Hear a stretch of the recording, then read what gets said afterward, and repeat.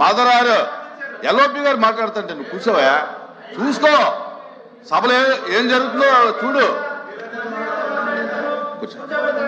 అధ్యక్ష అధ్యక్ష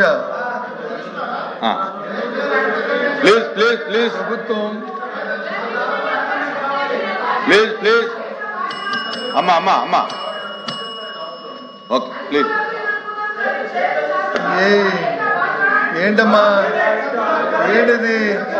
please please మదరారు కూర్చో మదరారు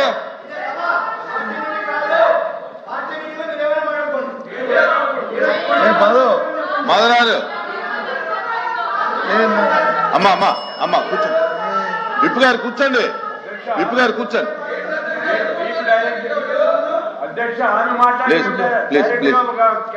అధ్యక్ష ఇది మొదటి ప్రశ్న.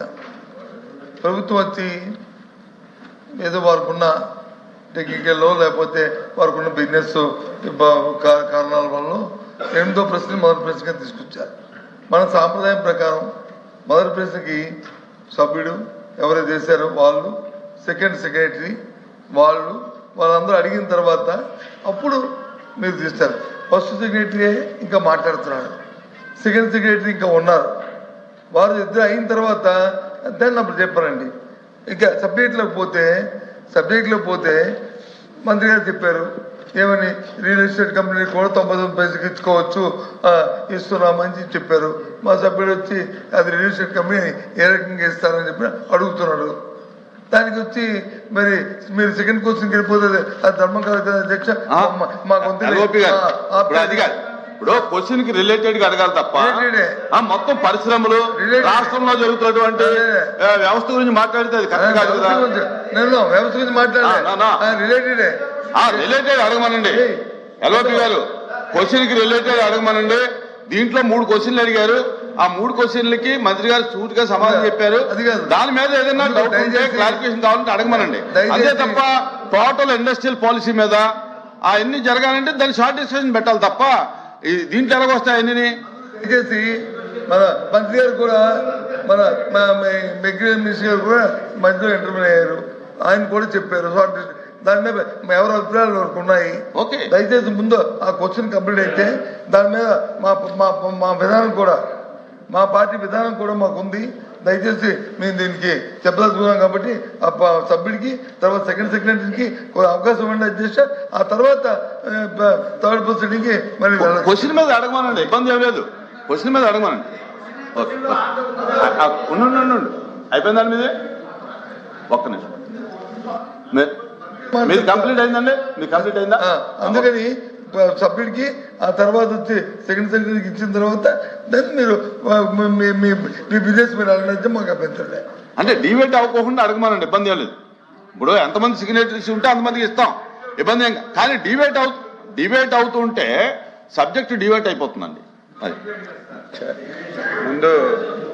ముందు వాచ్ టైమింగ్ అది మార్చాలి అధ్యక్ష, టైం తప్పు ఉంది అది. తర్వాత నిన్నైతే బిఎస్సీ ఇప్పుడు ఇక్కడ కూడా బిఎస్సీ జరుగుతుంది.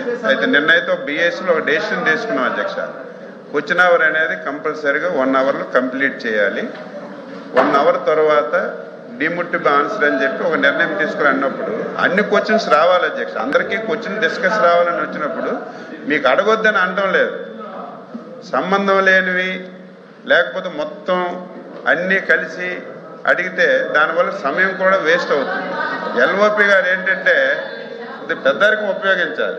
మీరు పెద్దవాళ్ళు పెద్దరికం ఉపయోగించి హౌస్ చక్కగా జరగడానికి అన్ని క్వశ్చన్స్ డిస్కస్ రావడానికి ఉపయోగించాలి. ఇప్పుడు ఇంత క్లారిటీగా మీరు అడిగిన క్వశ్చన్కి ఎంత క్లారిటీగా చెప్పారు. రహీజా అనేది ఒక రియల్ ఎస్టేట్ వ్యవస్థ కాదు. రహేజా వాళ్ళు బిల్డింగ్లు కట్టిన తర్వాత ఆ బిల్డింగ్లో కూడా చాలా పరిశ్రమలు వచ్చాయి. ఆ పరిశ్రమల ద్వారా లక్షలాది మందికి ఉద్యోగాలు వచ్చాయని స్పష్టంగా చెప్పారు. ప్రూవ్ అయింది హైదరాబాద్. అదే పద్ధతిలో విశాఖపట్నం కూడా చేస్తున్నారని చెప్తే మళ్ళీ డొంక తిరుగుడుగా రియల్ ఎస్టేట్కి ఇస్తున్నామని మంత్రి గారు చెప్పారు, ఒప్పుకుంటున్నారు. ఆ రకంగా మాట్లాడడం విధానం కాదు. ఏదైనా కొత్తగా అడగండి. మీరు మంత్రి గారు చెప్పారు 5 కంపెనీలు కానీ, లేదు 6వ కంపెనీకి ఇచ్చారు. ఈ కంపెనీకి ఇచ్చి మీరు చెప్పడం లేదు 99 పైసలని, అలాంటివి అడిగితే చెప్పడానికి సిద్ధంగా ఉన్నాం. కానీ సంబంధం లేని క్వశ్చన్స్ చేసి సమయం మీరు ఎంతమందిగానే ఇవ్వచ్చు, 10 గంటలు 1 గంట సేపు అయిన తర్వాత డిమిటివ్ ఆన్సర్ అని చెప్పకుండా అన్ని క్వశ్చన్స్ వచ్చినట్టుగా చేయమని మా విజ్ఞప్తి. మంత్రి గారు ఓకే. మాధవరారు